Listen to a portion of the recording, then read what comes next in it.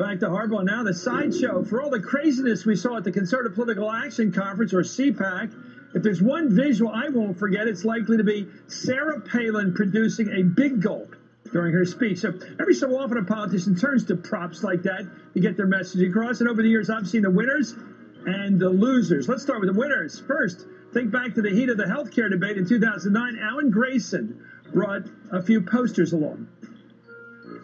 If you get sick in America, this is what the Republicans want you to do. If you get sick, America, the Republican health care plan is this. Die quickly. That's right. The Republicans want you to die quickly if you get sick. Well, now to the campaign trail. Remember when Mitt Romney's advisors said that the transition from primary season to the general election campaign was almost like an Etch-a-Sketch? You can kind of shake it up and start all over again. Well, enter Romney's opponents, giving new life to what I thought had become a forgotten children's toy. Imagine, had Mitt Romney been around at the time we were drafting our Constitution, he'd have just shaken it and just sucked it up after it was approved to rewrite it. Given everything that people have said about Governor Romney's flip-flops over the years, this was just sort of capturing what everybody was afraid of, and in a way we probably ought to thank the communications director for telling the truth. Finally, when Minnesota Senator Al Franken made the transition from comedy to politics, he really did leave all the funny stuff behind to take on serious issues. Still, the two worlds of Al Franken merged when he rattled off a list of potentially dangerous consequences of not raising the debt ceiling back in 2011. No federal government employees, including counterterrorism agents. In the FBI, for example, no border agents. Now, before we default, we could have time to make this sign for all points of entry.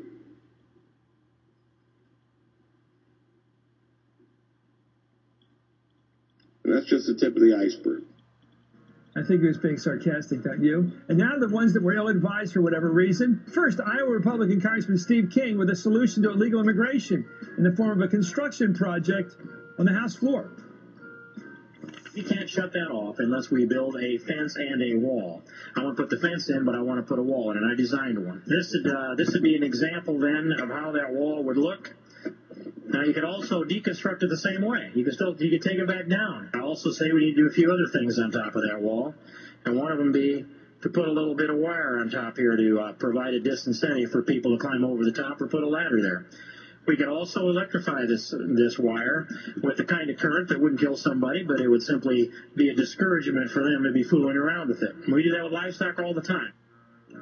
We do it with livestock all the time. And some now for one that made the loser list because it never came to fruition. From a New York Times account in 1999, quote, just before advocates for senior citizens planned to stage or host on stage a 24-foot cabin cruiser bearing the slogan, Medicare vouchers are a Titanic mistake, well, the Capitol Police sank the reference, judging the symbolic Titanic too heavy for the stage. Authorities banished it to the side, depriving Senator Edward M. Kennedy and other speakers of a camera-friendly backdrop.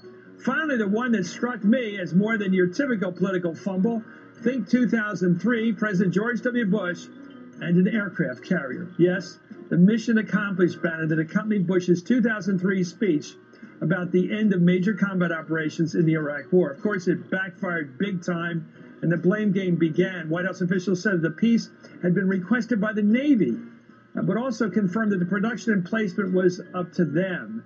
And in a 2008 interview, W himself said the banner, quote, conveyed the wrong message. I'll say, duh. Up next, Rush Limbaugh isn't happy about the Republican hunt for a big game change. He says the problem with the Republican Party, his party, isn't that it's too conservative, but it's not conservative enough. I love him dancing there. That's ahead. You're watching Hardball, Place for Politics.